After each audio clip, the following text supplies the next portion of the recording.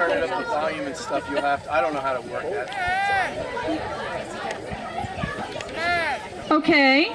May I have my lovely husband up here, please?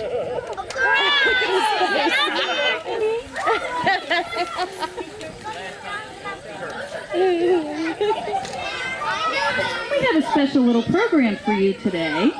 So if we want to get his throne out. Okay. It's a downstairs one, right, Rob?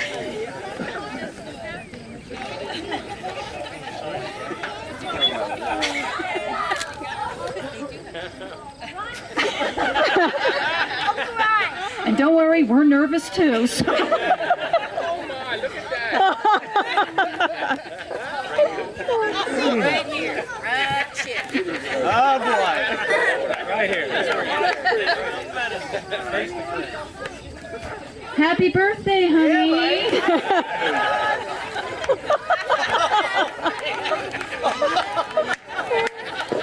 That looks like a ride. That is you. Merry Christmas. PG-13.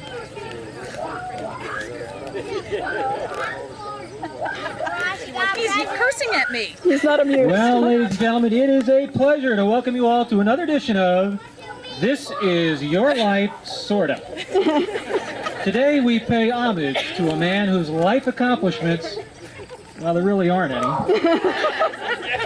But that doesn't matter right now, because instead we would like to present concrete evidence of this man's meteoric rise to obscurity. So please join me in welcoming the country Casanova, the gigolo of New Jerusalem, Pennsylvania's most popular pansy, Ross Spangler!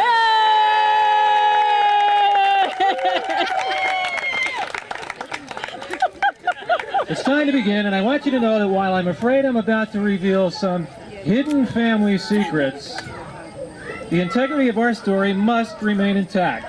And frankly, it's time the truth be told. As you may have guessed by now, Ross was not originally from around here. He was actually born to a peasant Russian family some 40 years ago, deep in the heart of the Ukraine. On the day he was born, his father took a look at him and said, "Gee, I wish it was a boy." An active child, he could often be seen in the playground or performing on street corners for some of the locals by playing a game of his own design, bobbing for French fries. He and his young friends were inseparable. Ivan Ivanovich, Petrov Petrovich, and Ross son of a bitch.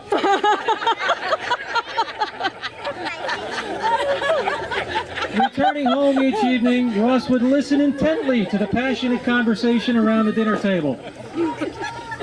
Why do we keep him? He's simple-minded. Throw him out with the trash or send him to America. Either way, I want him gone. So it wasn't long before young Ross boarded a fishing trawler for the New World to make his fortune. 10-year-old Ross entertained the lonely fisherman across the Atlantic, an experience that helped define his character for life.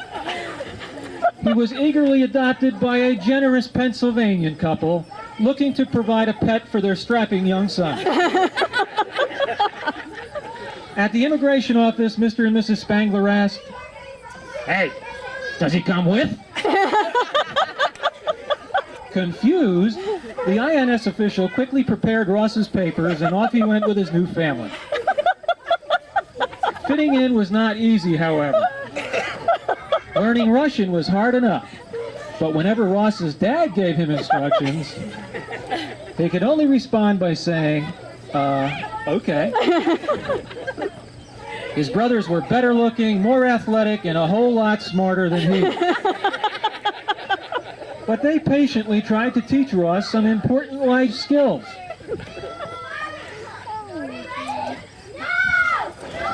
Now look, Ross, this is a hammer. You hit the nail with the hammer. Got it? But try as he might, he just couldn't get it. When Ross entered high school and puberty simultaneously, his true talents came to light. Known as an honor student, mostly yes, Your Honor, no, Your Honor,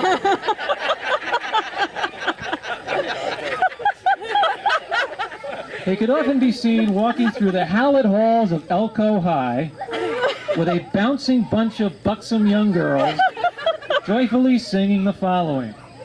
Don't know much about history, don't know much geography, but I do know anatomy, don't I, girl? He won notoriety in his first javelin throw by electing to receive.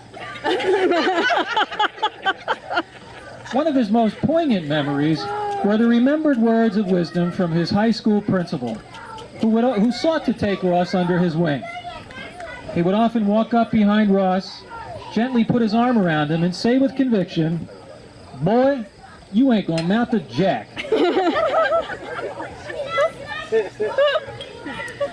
But he was proven wrong, for on that fateful day when the high school held its career day, young Ross marched right up to the Army booth and put his name on the dotted line. Of course, he thought he was signing up for a free G.I. Joe doll. So he was still confused when the recruiters came to his house to fetch him. And he asked, "Did you guys bring my doll?" The recruiters looked at his father and said, "Don't worry, sir, we'll make him run out of him." As they carted him off, kicking and screaming, Ross remembers how his father caringly called after him, using his Russian name. "Stupid son of a bitch!" It was in the Army that young Ross began to develop as a man. It was here that his nation's military leaders prepared him for the world at large by teaching him some important life skills that would help defend his country. After an especially hard day of intense study, Ross retired to his bunkhouse and declared, "Shoot, I'm tired of peeling potatoes. I'm going to take me a shower." Proceeding to the shower, he noticed 3 other GIs who seemed to hang out there quite a bit. As he stepped in, one of them dropped his soap. They stood there looking at each other, so Ross said, "Hold on, buddy, I'll get that for you." Yo! It was then and there that Ross developed the unique swagger that we associate with him today. It wasn't long before his Army days were over and the world awaited. Ross returned home to a hero's welcome. As his brothers declared, "Shoot, he found his way home." Eager to get started in life, he relied on the talents he developed in high school and began frequenting the hot and spicy social scene in the wild and woolly community of Myerstown. It was here that he met a coquettish, not so young chiropractor named Jennifer. After working him over in the office, he invited her out for dinner.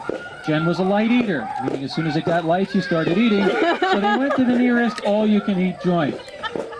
After 8 or 9 beers, true feelings became evident to them both, and they quickly went.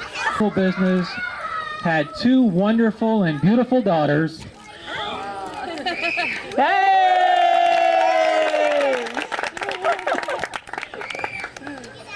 And a wife who seemed to develop more excuses for staying later at the office. Life, in short, was good. But then things began to change, for the worse. Ross's behavior became increasingly strange to those he loved. He would often be seen wearing a parrot on his head for hours on end. He developed a penchant for buying and selling things, including his business. And he would often come home late from a day's work and affectionately say to his wife, "Honey, I'm going to mow the lawn." Racked with concern as she awoke at 3 o'clock in the morning, only to find him still outside, Jen would go to the window and worriedly cry out, "Ross, you get your ass in here!" Unable to help himself, he would simply respond, "I'm almost done, hon, just 40 more acres to go." But alas, those 40 acres weren't enough. No, they were followed by frantic thoughts of decks to build, pools to install, and God help me, there's still an hour before daybreak. There must be something I can do. Eventually, something snapped in Jennifer. Not her bra. She had had enough and told him he must seek medical advice. Ross recoiled at such a thought and said, "Honey, I pop my own boils, I fix my own broken bones, I sew my own cuts, and shoot, I even give myself finger transplants when I was in the Army. I don't need no doctor." But eventually, Jen's persistence prevailed. Unable to resist his wife's charms and her threats of cutting him off, he went to see the shrink that she made an appointment with. After weeks of intensive testing, Ross met with the doctor to discuss the results. "Doc, how am I?" he said.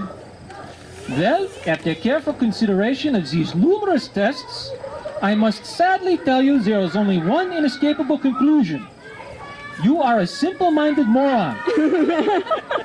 You have only one choice. Go home, put that stupid parrot on your head, and become the village idiot." Dejected, knowing this was not a real solution to his problems, but just life as usual, he went home to discuss things with Jennifer.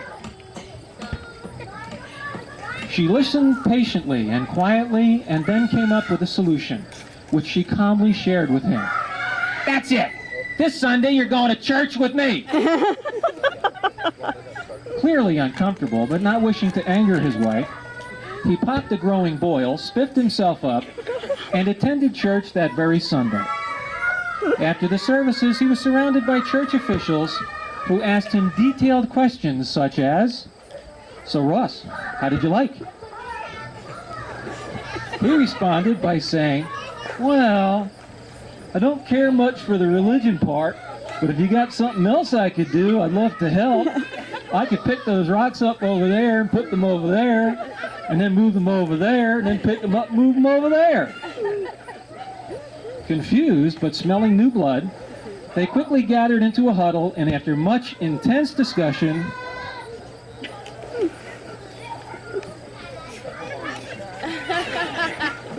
they came up with the only viable solution available to them.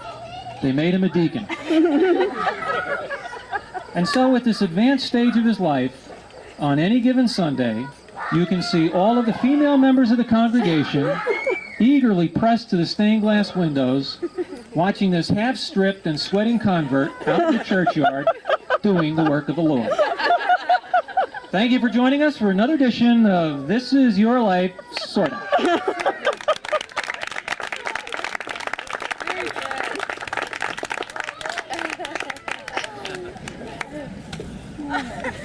He thinks he's done. The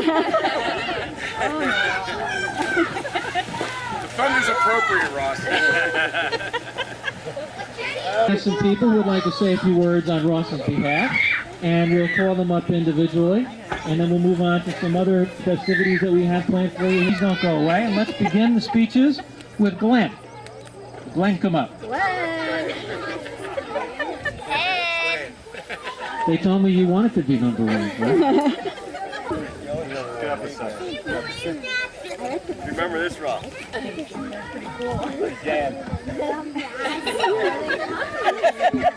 That's all I got to say. You got to do more than that. That's it. Okay, from Glenn we go to Tom. Is Tom here?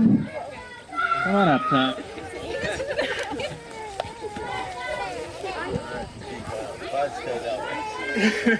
I've known Ross for 24 years, 25 years. We went through most of high school, wrestling, and usually we had to, yeah, we weren't that close. I knew who you were. No, close yet. Usually in wrestling we needed to keep a hairline, fingernails trimmed, whatever. And Ross always had a tendency to keep his fingernails trimmed.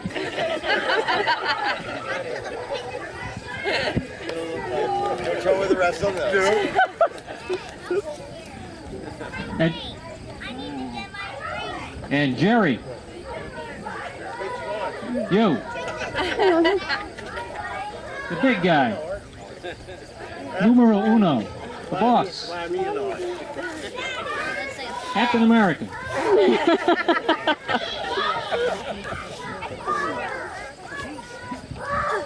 Everybody should raise a Ross. I could stand here all night and tell you things. A while ago he said something about school. The principal called me. Jerry, come and get Ross. For what? Why, he was up at Wotech and him and another fella decided to drink Southern Comfort.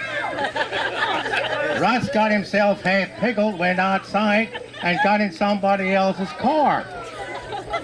Now this girl comes out to go home, and he's laying in the back. Hell, I'd have called the state police and took him and locked him up. Don't call me. But I went and got him. So he said, Dad, you have to go out to school. No, I went through school, but I'll go out. So I went out and talked with the principal, and he said, we got to expel him for 3 days. I said, did you give him a goddamn good licking too? No, he said, we can't do that. I said, you have my permission. Maybe if you give it, he'll listen. But on top of that, he was always late for work. No matter where he worked, he was always late. Time don't mean nothing to him today yet. But he was going to work one morning, and an old boss that I used to work for had the Chevrolet garage in Myerstown. And the gentleman had a flat tire. And Ross stopped and changed his time. So this gentleman sees me in church, and he says to me and my wife, you have a wonderful son. I said, which one? He said, Ross. I said, Ross, what did he do? And he proceeded to tell me that he changed his tire, so what more can I say? He's still a good kid. Yeah.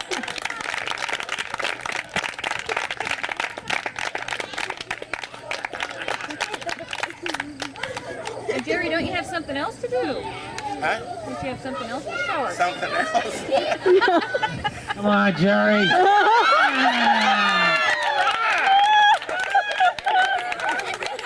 The camera's rolling. Now you dirty fucker, you.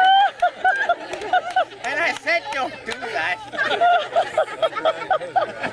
You learned that in the Army. Might be a few minutes before our group has arrived. And Jenny would like to come up. Not yet, I'm not ready. All right, we have some additional presentations that are coming along here, but we'll snag somebody else here. How about Brent? Brent is no longer here. No, Brent is no longer. Anybody that hasn't scheduled to speak, anybody want to get up and... Ted, We're Kathy? waiting for the next round. Some questions about your life. Go ahead. No contest, Your Honor.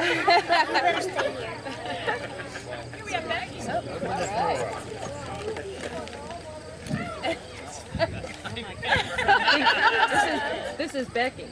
I first met Ross Spangler back in the mid-1980s while I was working as a chiropractic assistant for Jennifer in her practice on Main Street in Myerstown. What is the problem? Ross came in as a patient. I thought you looked familiar.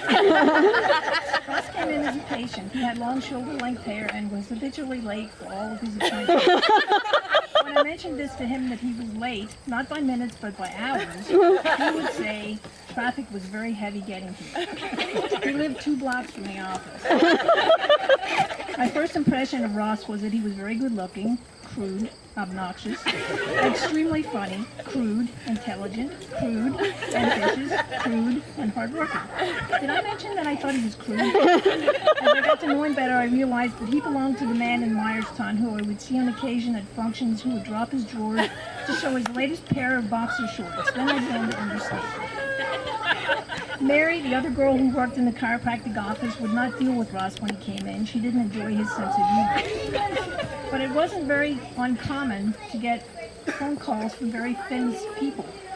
Once the governor of New Jersey called for an appointment, And when I asked the required questions to assess the problem for a new patient, I was told that he acquired a back problem while picking up pebbles along New Jersey's hundreds of miles of white sandy beaches. Then I asked for his address and phone number to call back, and of course he was staying at the Lantern Lodge, so I couldn't do that.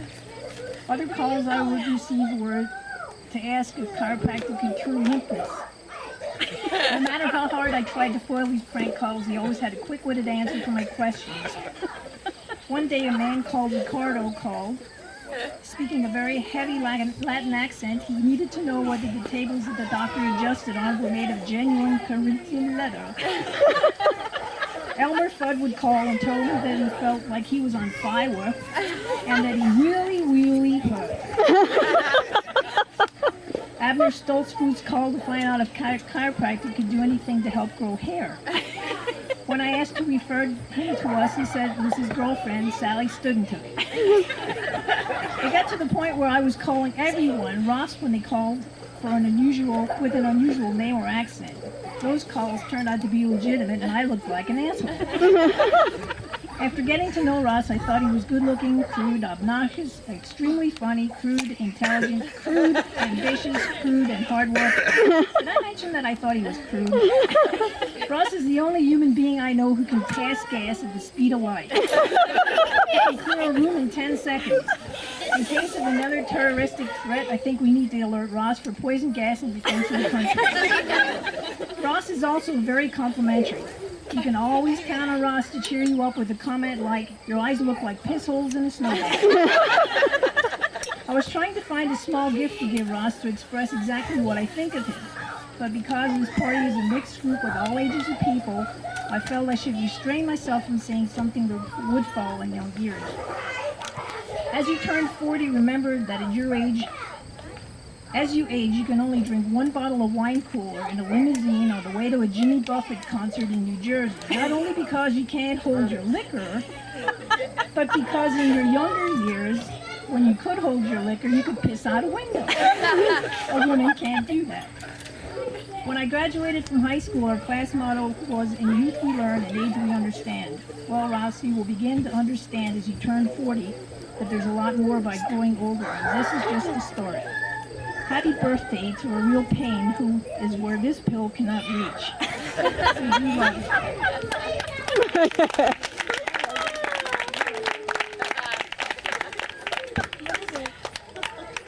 Hemorrhoidal relief. One squeeze, that tube is gone. I ate this whole damn tube. My head still hurts. We don't want to use up all our speakers now. Heather could share a story. You have any other stories to share about Ross's life and times? For that Heather. wonderful hat? I'm sitting here.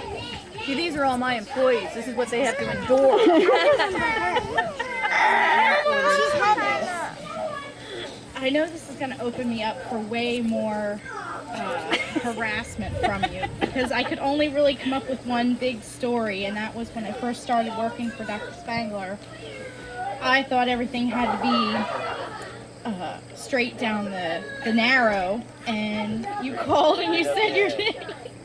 You said you were calling to make an appointment, and I asked your name, and you said it was Buster Hyman, and I took it seriously. So I'm well aware, and I'll never get burned again. Yeah. Thanks for those little names my kids will be calling.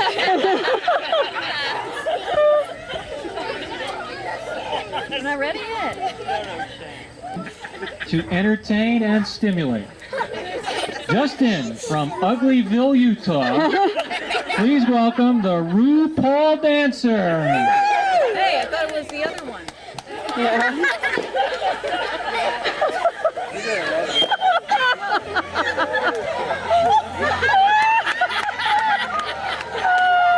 Very nice.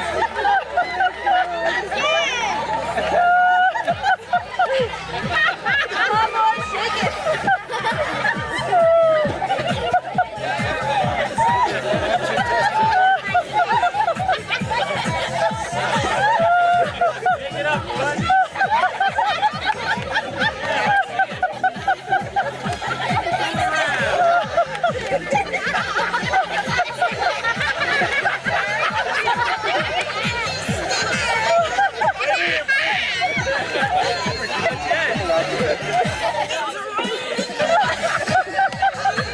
This guy's got cold spots.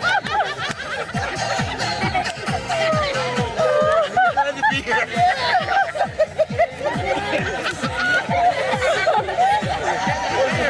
We're doing that jacket. Mama! Mama! Mama! Stand in the back.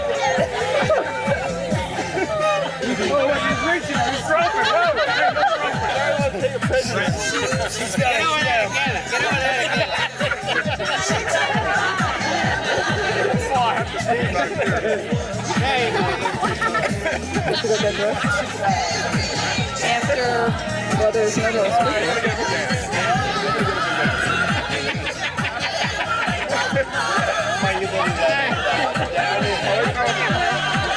Yes, it is. That song's over.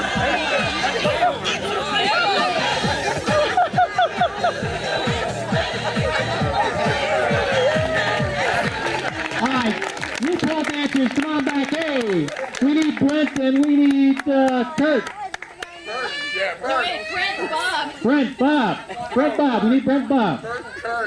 Bert and Ernie, we need somebody. Well, you can speak later. Yes, I just want to. Coming back now? Okay, we have some people going to get dressed. Ladies? More speakers coming up here. That was Dad. Are they Brent gonna? and Bob, who just left. Other people gonna come out? How about Jean? I know how. Jean? Elsa's gonna come out. Here with she my is. mom. She's gonna come out next. Oh, she will look really funny. Is she coming up? Yeah, next. You know what she looks like? Barry. How did Tom get the nipple? Yeah. She tried on her outfit. Oh my. Those were plain balloons. He was playing with them. He centered them well. He thinks out detail. She's getting dressed. She's coming up. As you've heard before, Ross is great on the phone, and he calls and tries to sell me Avon, and actually got me mad one day. Got me really mad on the phone. Stop. For those of you who may not know, I wonder what Jean, my mom she sells Mary Kay. So, Okay, a maybe soliciting let's phone call to a Mary Kay Just like household. Daddy. How appropriate. Daddy. But anyway, he disguises his voice, and I didn't know who it was, and so he's going on and on. He had me really mad. And didn't we hang up after that? Like, I didn't even know who it was. So, I don't know. Sometime later, I called back, and he acted like he couldn't hear me on the other end. And I was all but screaming into the phone. Did you ever do that? Hello. I was screaming into the phone. He just kept This saying is hello. Jean. Hello. Is someone there? I hate these phone calls. Hello. This is Jean.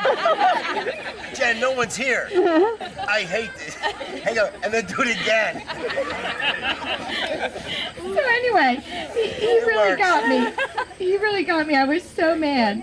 And I know that I got you back, but I don't remember how I got you back. Like, we were racking our brains, because I did get you back one time. Yes, you did. And he really had to laugh. But, you know, you can think about what Ross does. Can't think about how you got him back. So if you remember, that's great. But beware for those phone calls, because they are so real. How about somebody else volunteering to come up and say a few words about Ross and tell us what a great guy he is? Huh. Yeah, see him jump. Here we go. I kick your ass.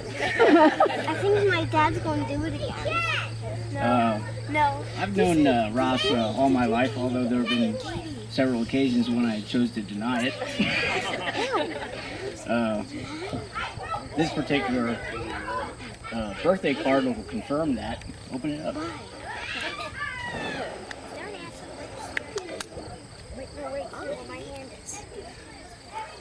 You didn't have to lick it shut. I didn't see it. Your spitter's name. Sandy.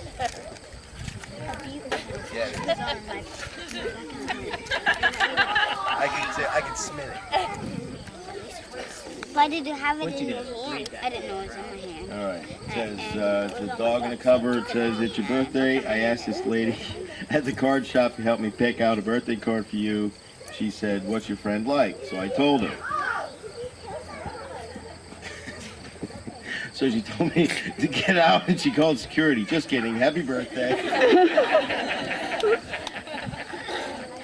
But seriously, I've always admired Ross's mechanical ability from early on up as we were growing up. Especially some of the little projects that he did, or things that he had, like mini bikes, go-karts. The one time he was working on a go-kart, and we had the back of the go-kart up while he was trying to adjust the chain, and he rolled the axle over and pulled my finger up in the sprocket of the chain. And he's there, oh, are you all right? Said, no, that's all right. I just cut it off, but it's okay. But there were other moments when his mechanical ability shone. No, I won't talk about that. That was the one that was coming to my mind. No, because we won't talk about that one because I was involved in that. Yeah, a two-car collision at 14. 2 underage drivers. Nobody was impressed. It was kind of slow motion too, wasn't it? No, it happened to years like one of Kurt's first cars was a '69 Mustang Fastback. And then later on, Ross purchased that from him. And this is one of the moments where his mechanical ability came out. Again. He had just put new mufflers on this car about a week before. And he was out in the driveway tinkering with it with the hood up, tuning it up and such. So I came over across the yard to see what he was doing. And somehow or another, Ross disconnected the throttle return spring. So after he was messing around with it for a while and he wanted to see if he had everything tuned up right, he gets in the car, proceeds to start it up. And naturally, as soon as he stepped on the gas pedal, it went straight to the floor. Black smoke, white smoke everywhere. I don't know what for RPMs the motor went, but it blew the mufflers wide open. Yeah, it did. Then the only other thing that I can that comes to mind was when he had purchased the Fairlane, the one that Barry had, and he only had it a few short weeks. He's changing oil in the garage. Again, I came over to see what he was doing. Yeah. Came over to see what he was doing again. We were talking, and he said changing oil and stuff like that. We can see Had everything, all the oil all drained out into the pan underneath the car, and started to proceed to open up the quarts of fresh Pennzoil oil to pour back in. And after the second quart, I think I told him that he forgot to put the oil pan back in the plug, or the plug back in the oil pan. Made me run for the oil. I'm starting a business, Rick. This may not be good. Well, these people know that. I was 12. You were 12. Take your car to Spangler Party. Yeah. Thanks for the booster there. Well, if I think of anything else, I'll let you all know. Oh, please do. Send a memo. Put their email. Thanks, buddy. And we've got time for at least one more. How about Brent? Come on up and say a few words about your I only have one. less handsome brother. No, not one word, one story. Good enough. Everybody knows that, know my parents, they go to Florida every year for a month or so in the winter time. And the first couple years they tried, they've been going down a couple years now, and the first year they tried it, they wanted to leave their coal stove lit over the winter time. So, it's a self-feeder, has a 40-pound hopper on the back. This is the best one I could think of. So the only one that could light it was my mom. we all tried, all us brothers tried, and well, you know Ross, and we come in there, and Kurt and I are in there sweating our nuts off trying to light this thing up, and Ross thinks he can light this thing and no problem. So he got out, you have to let the coal run down the chute a little bit and get hot, and then Mom had this wax trick and all this stuff she used to do. So me and Kurt, we're the dumbasses. Me and Kurt, like, we don't know how to do this. Okay. No, Ross, I can light this thing. So he comes in, and we had a propane torch, you know, a little welding torch or whatever. So Kurt and I are lighting this thing, and give me that. So in the meantime, this thing dropped in the barrel of the stove. So this thing's going, all these, you know, it's filling up the whole drum. It's like half of a 55-gallon drum the size of the stove. And so finally Ross grabbed this out. Well, these fumes are still in there. So Ross gets his torch, lights it, sticks his head right to the hole. This comes back, he looked like Mr. Clean. The eyebrows are gone, the mustache is gone, goatee, everything's gone. He looked up at us, and Kurt and I laughed at I never laughed so bad in my life. That's my story. Happy birthday, bud. That's the only one I got. He looked like Mr. Clean. They cleaned them up. Hairless piece. Son of a gun. You got so many screw-ups. Why do I let you work on my house? They say, why do we invite so many people to bring up my screw-ups? No. We invited like 3 people that I never knew. It's like neighbors. The truth is that, and I know this is a surprise to my wife, but I use a hammer like I demonstrated during that little talk about Ross. I have absolutely no talent to hit a nail or anything else whatsoever, and so he knows it. And the nice thing about Ross, and I'm not telling you anything you don't know, is the fact that I never even had to ask him once to lift a hand, to help out, to do whatever. The man just shows up, and we live 2 hours away from here. And whenever he finds some spare time or he feels like doing something, he shows up, pulls up in his motorcycle now, or his truck. What? And, yeah, his motorcycle. And he just starts running. He runs over here and he picks up half trees and he runs them over there and lays them down someplace. He's climbing walls, he's shoveling, he's picking up, and this goes on all day long. Non-stop until the beer's gone. Well, wisely, I consistently go out all day long to the liquor store. That's my job. And he never complains. He never asks for any help. In fact, he put that down. I'll take care of it. And he just works at the same pace all day long, and never asks for anything in return. And we're not blood, and I can't tell you how much I appreciate that, and I'm thankful to have him in my family. The fact that he tried to sleep with me 3 times, I'm not going to... I said no, and no means no. I can't help that. You can fix that, really? How about Kurt? Coming up? Come on down. Kurt, just one. That's unfair, man. You guys do it too bad. Oh my, he has a book. Oh, we got notes. We got notes.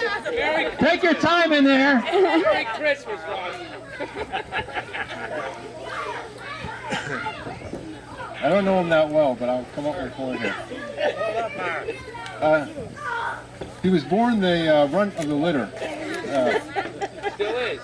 Yeah, he still is. Although he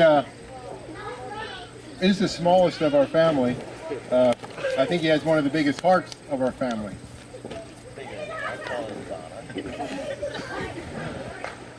He's always there to help. Whatever needs to be done again. Jim has said he always is around or whatever to give a hand or help out. But Ross does have one fault, and one fault I came up with. And I'm sure all of you know, and especially Jen, I think, knows of this fault. and he got stuck behind a garbage truck. And that fault is always being late. I think we covered a couple of them already, but over the years, I've been writing them down and came up with quite a few of the lateness that he gave reasons for me. These are the 101 reasons why Ross has been late already. Starting off would be he got behind one of those slow cars, you know. And then there was the one that he was following a garbage truck and couldn't pass. He got caught at two train stations, waiting for two trains to pass with two of them. He also helped a poor fella fix a flat tire. There was no passing lane coming up through. Well, it did happen once. I just worked it. He was pulled over by a cop. That was for real. About 7 of those are actual. And this might surprise you, he lost track of time. He had to stop at Mom and Dad's and got tied up there. He ran out of gas. Twice. In the same car. The detour took him way out around. And the last one I have here is he was low on gas and didn't want to drive too fast.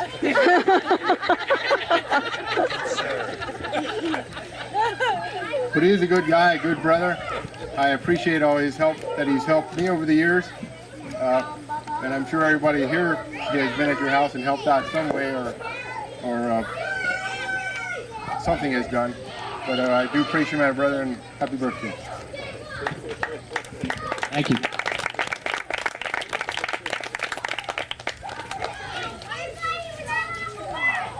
Okay, we have a special treat coming up for you. I'm Jim Lang, your host, and welcome to the dating game, where some lucky fella gets the gorilla his Brett, dreams do you want to play that again? by selecting the pick of the litter. Yeah, let's do that. Now, I have seen these honeys, and litter does not aptly describe them, let me tell you.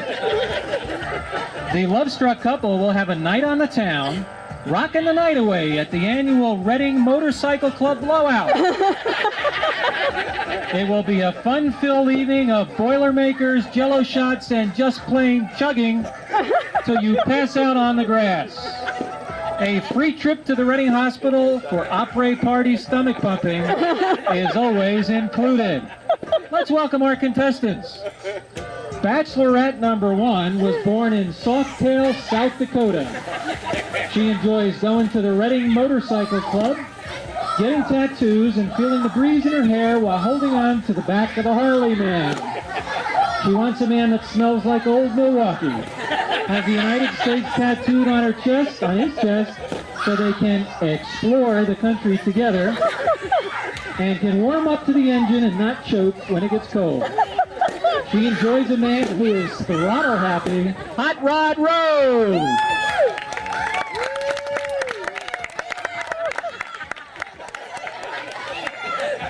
Take a lot of pictures of this. It's a whole new side of you, buddy. Believe it or not, that's Mom.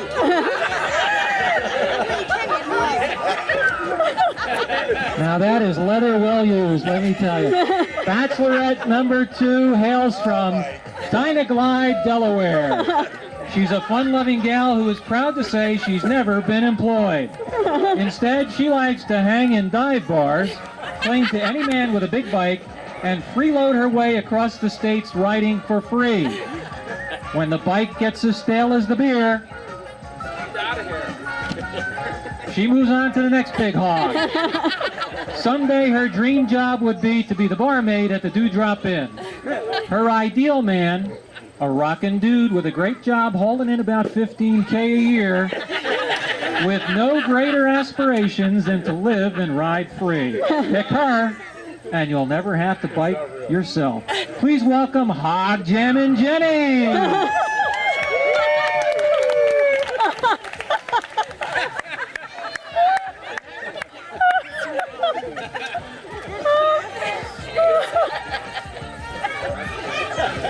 Oh, take a tough of that.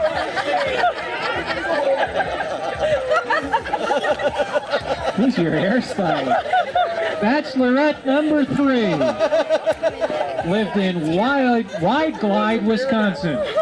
She's a former wet t-shirt contest winner and currently employed as a dancer at Al's Diamond Cabaret.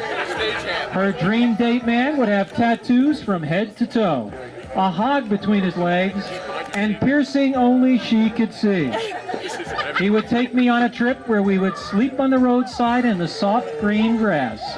He would have to make me queen of the Harley, his motorcycle mama, and we would see the world from his throttle. Please welcome Motorcycle Mindy!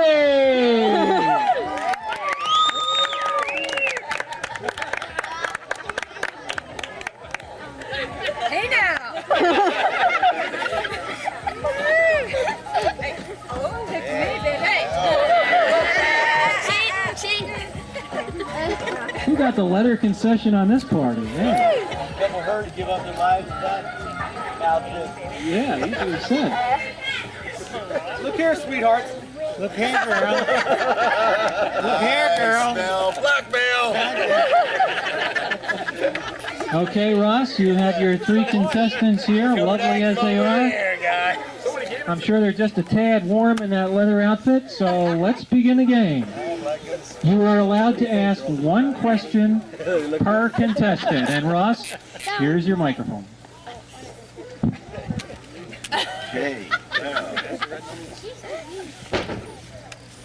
Bachelorette. Yes. Number 1. Yeah, I doubt they're bachelorette. Divorcee number 1. Ho number 1. Yeah, baby.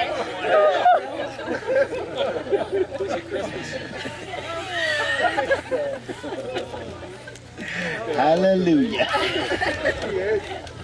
Christmas in July.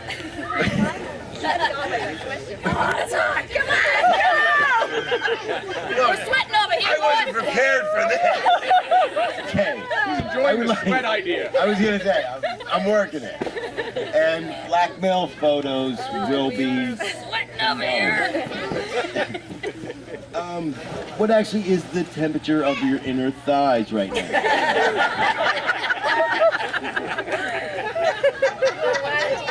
Here will boil for a while. Okay, that sounds hot enough. Bachelorette number 2. That hair's a little long. Would that get in our way? It just makes it all that much better. Make it bare and I'll be there.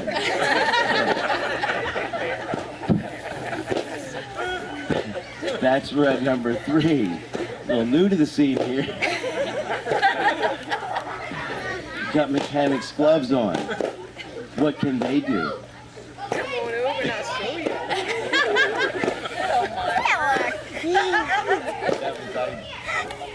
I choose now.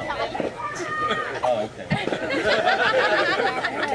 There'll be no further questioning. Okay, Ross, I'd like some more in-depth conversation with these 3. I think you can have your in-depth conversation with your date. I think you have a pretty good feel for who you would like to go out with here. So think about their responses to your very intellectually oriented questions. Especially like the science one about thermometers or something.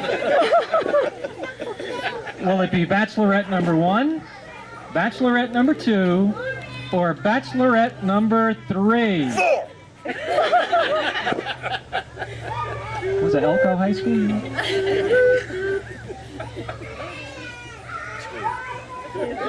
Bachelorette number 2! Hi, Jim and Jenny! Come on down and meet your maker. I'll get that. No, you're not doing a Jerry to me.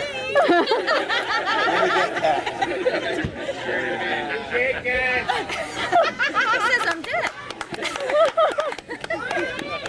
Okay, it's off on a hot, wild date. Don't forget to Pepsi. Have a great time. Let's have a round of applause for our contestants.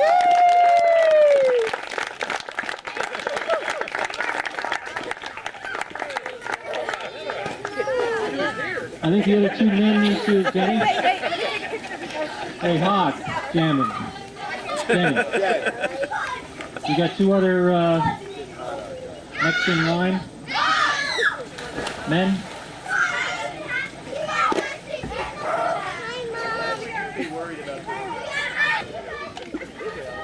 Oh, nice. Yeah, just chill a little bit there. Have a drink and relax. Okay, with that. Nice Yeah, shirt. cut the video. Yeah, how about everybody get a beer? Refresh. We do have a couple of. Mindy's like. Bob, up and kiss my ass. We have a couple more speakers and we have just a couple of more things to entertain you. And they'll be coming along in just a moment. Why don't we take 5 and take a beer break if you promise to come back later. Cut. And it says record. And then that gives you the wide angle, the close in, zoom out. Okay. What? Want me to get this before I go? No, it's put on.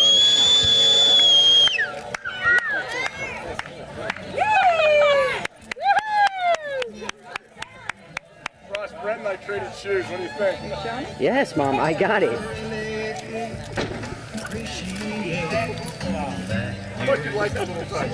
By the way, everybody ever notice Ross's hair is never messed up?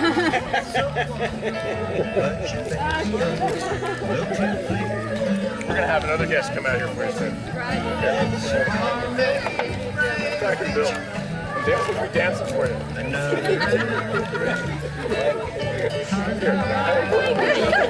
Fight it. Go ahead. Fight it. Falsies! Downsies! Sit down! Sit down! Oh, you gotta get your head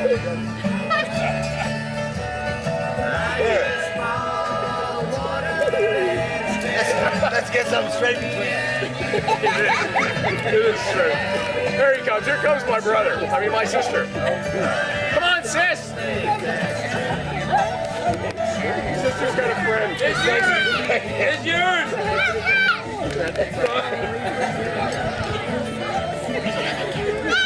It's way back there somewhere. Honey, on the great chair.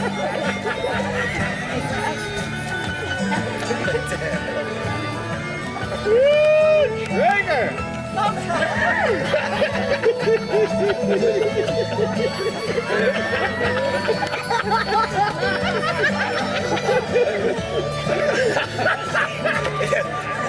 Mama!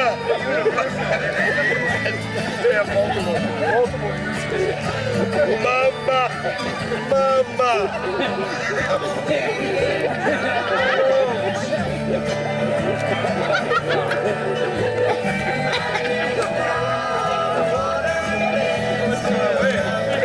You guys do this very.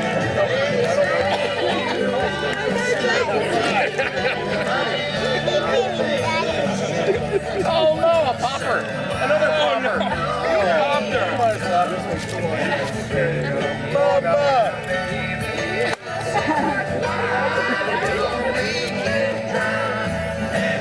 Come on, Brent! We're done here. Our business here is done. Let's have a round of applause for Teets and Boobala. Have a shoe. Now that's country, baby. Have a shoe. When I think country, this is what I'm thinking. That's the good hat. That was obviously not Jenny. We have a couple of more people who'd like to say a few words. I think we skipped over Bob earlier. Is Bob available? Is Bob here? Bob. Well, that says a lot about what Bob had to say about you. Okay, how about Mark? I'm out of here. I gotta go. I think Mark is with Bob. How about Kenny? Kenny. Kenny's gone. Okay.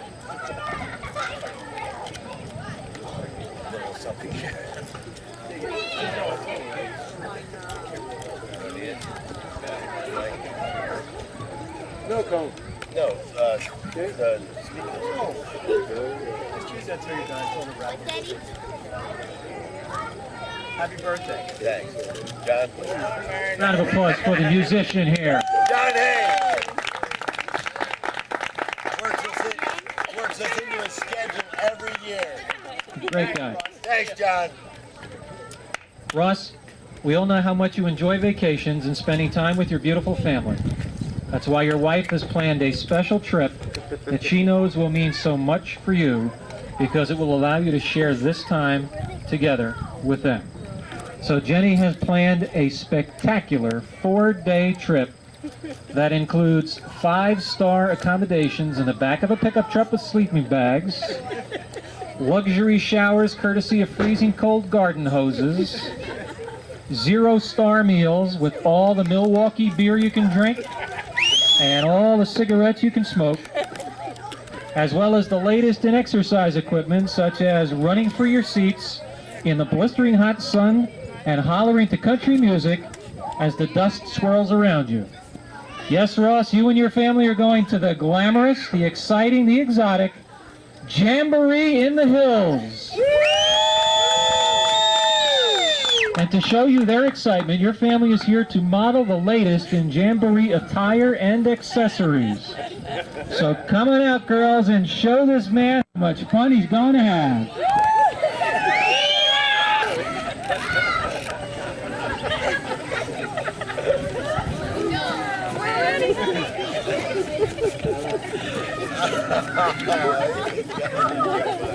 Yo, zipper that up. You had that back really fast. You guys are hilarious. You guys turn around so I can take a picture of y'all. Yeah, let me make my fly open. One more. All right, now.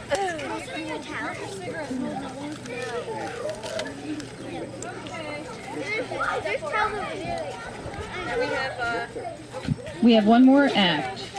Grand finale. Oh, already? But while we're waiting for him to get ready, I thought that I would share some pearls of wisdom that I have learned from my husband over the years. It's so convincing with a toothless woman, isn't it? And guys, these are great to use on your wives or girlfriends. They're really sure to please. She'll love you even more.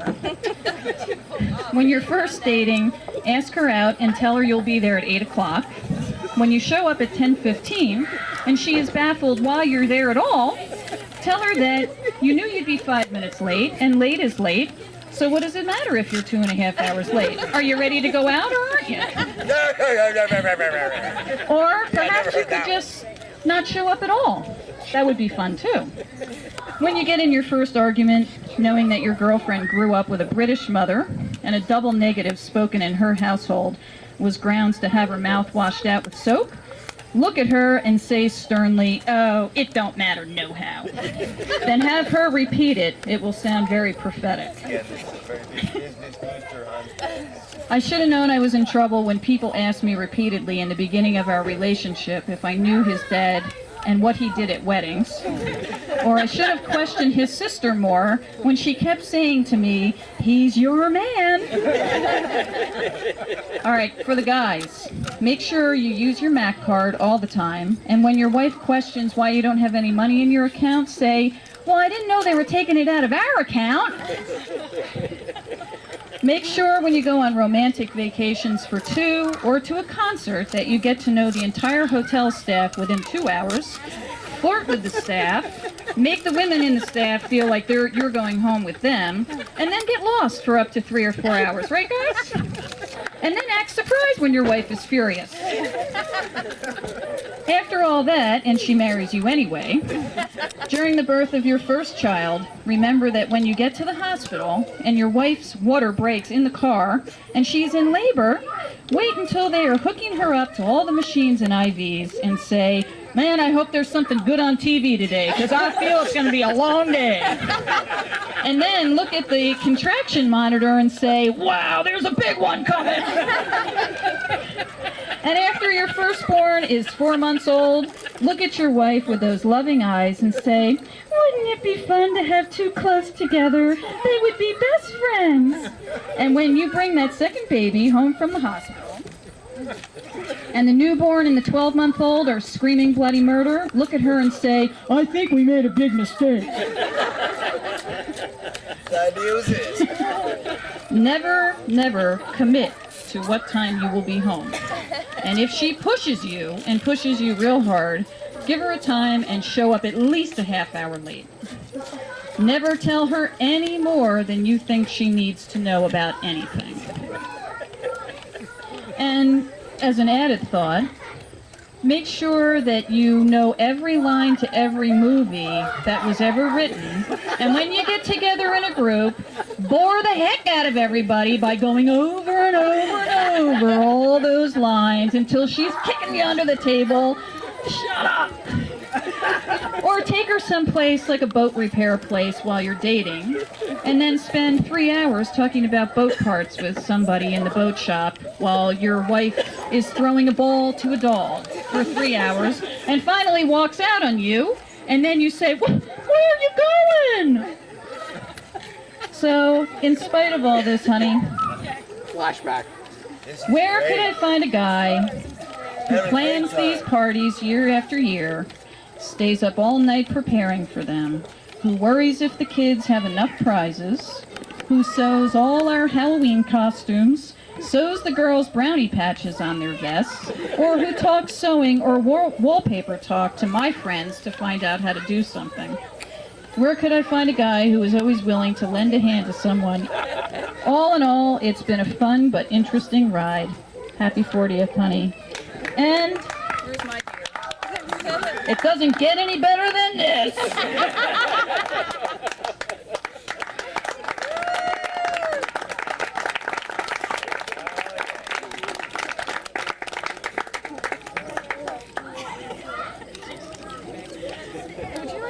Oh, it's time for a speech. Speech. Okay. You ready? I did enough. Actually, our final act is here. It's come a long way for you, so please welcome our final act. You know, this is better than a Broadway show.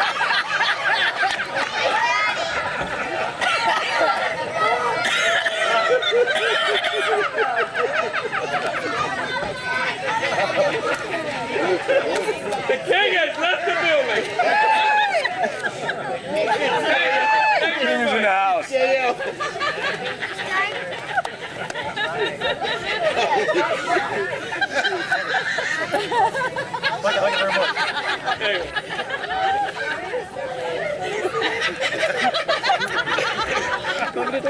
Thanks, honey. The Velvet Elvis. Say thank you very much. Thank you very much.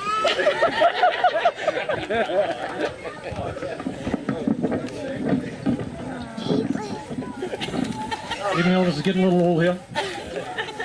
Sit down, boy. Came a long way to do this with my pal Ross. Who's your dentist? Now, a tender ballad I'd like to sing for him here today.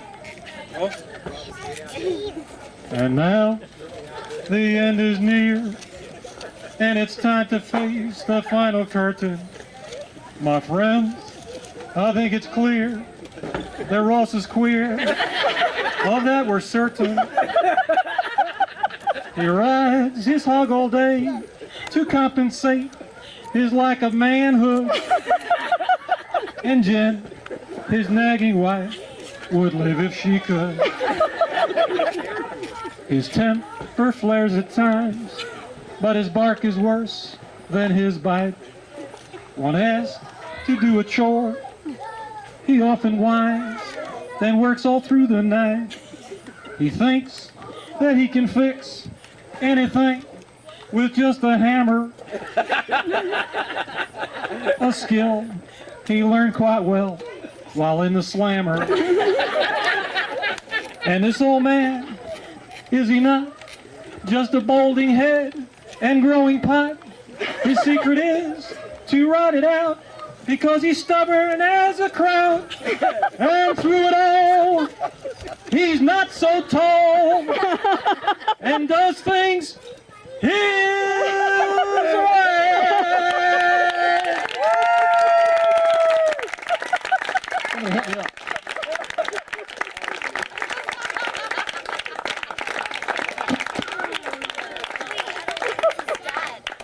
getting excited. Thank you all very much. I hope you all enjoyed the festivities for today. I wish Ross a happy 40th birthday. Happy birthday, Ross. Now clean up. And Ron, Go clean up. this suit's a little tight on me, baby. You figure it. The guy that owns the suit, he had it made for himself. Go figure.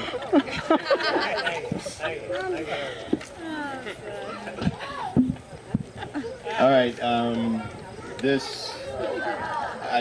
was totally not expecting this whole deal. Move the mic up. Yeah, right. Caught me off guard a little bit. It was a ton of fun. A lot of people put in a lot of time and just stupid effort. Unneeded, stupid, wasted time effort. Did I say wasted time? Blackmail comes to mind. My lovely family here, the West Virginia tribe. But no, I am very, very impressed. Thank you. Yeah. Honey, I'm wearing this tonight. And my children are to disregard anything they've heard or seen of their father today. Thank you all. Bronwyn,